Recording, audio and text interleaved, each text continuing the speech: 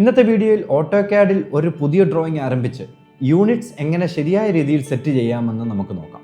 Professional drawing തയ്യാറാക്കുന്നതിന് മുമ്പ് നിർബന്ധമായും ചെയ്യേണ്ട ആദ്യത്തെ കാര്യങ്ങളിൽ ഒന്നാണിത്.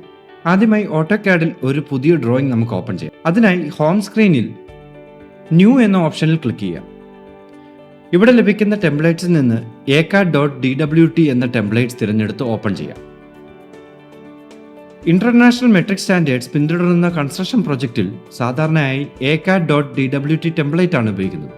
ഇപ്പോൾ ഒരു പുതിയ ഡ്രോയിങ് തയ്യാറായിരിക്കുന്നു. ഇനി നമുക്ക് യൂണിറ്റ് സെറ്റ് ചെയ്യാം. അതിനായി കീബോർഡിൽ UN എന്ന് ടൈപ്പ് ചെയ്ത് എൻ്റർ അമർത്തുക. യൂണിറ്റ്സ് വിൻഡോ ഓപ്പൺ ചെയ്യും. ഇവിടെ ലെങ്ത് ടൈപ്പിൽ ഡെസിമൽസ് തിരഞ്ഞെടുക്കുക. ഇൻസേർഷൻ സ്കെയിലിൽ മില്ലിമീറ്റർ സെറ്റ് ചെയ്യുക.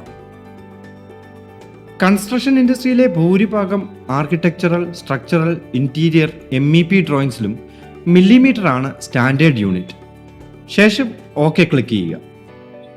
ഇപ്പോൾ നമ്മുടെ ഡ്രോയിങ്സ് പ്രൊഫഷണൽ രീതി ആരംഭിക്കാൻ തയ്യാറായിരിക്കുന്നു.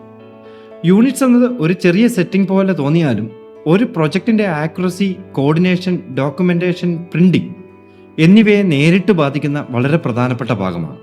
യൂണിറ്റ്സ് എന്നത് ഡ്രോയിങ്ങിൽ നമ്മൾ വരയ്ക്കുന്ന ഓരോ ഒബ്ജക്റ്റിൻ്റെയും അളവുകൾ ഏത് മെഷർമെൻറ്റ് സിസ്റ്റത്തിൽ കണക്കാക്കണമെന്ന് ഓട്ടോകാഡിന് പറയുന്ന ഒരു പ്രധാന സെറ്റിംഗ് ആണ്. ഉദാഹരണത്തിന് ഒരു വോളിൻ്റെ നീളം 5000 എന്ന് നൽകിയാൽ അത് 5000 മില്ലിമീറ്റർ ആണോ, 5000 ഇഞ്ചസ് ആണോ, അല്ലെങ്കിൽ 5000 മീറ്റേഴ്സ് ആണോ എന്ന് തീരുമാനിക്കുന്നത് യൂണിറ്റ്സ് ആണ്. പ്രൊഫഷണൽ ഡ്രോയിങ്ങിൽ യൂണിറ്റ് ശരിയായി സെറ്റ് ചെയ്തില്ലെങ്കിൽ നിരവധി പ്രശ്നങ്ങളുണ്ടാവാം. യൂണിറ്റ്സ് എന്നത് ഒരു ചെറിയ സെറ്റിംഗ് പോലെ തോന്നിയാലും ഒരു പ്രൊജക്റ്റിൻ്റെ ആക്യുറസി, കോർഡിനേഷൻ, ഡോക്യുമെന്റേഷൻ, പ്രിന്റിംഗ് എന്നിവയെ നേരിട്ട് ബാധിക്കുന്ന വളരെ പ്രധാനപ്പെട്ട ഭാഗമാണ്. അടുത്ത വീഡിയോയിൽ പ്രൊഫഷണൽ ലെയർ സിസ്റ്റം എങ്ങനെ ക്രിയേറ്റ് ചെയ്യാമെന്നും ഇൻഡസ്ട്രി സ്റ്റാൻഡേർഡ് ലെയർ നെയിമിംഗ് എങ്ങനെ ചെയ്യാമെന്നും വിശദമായി നമുക്ക് നോക്കാം.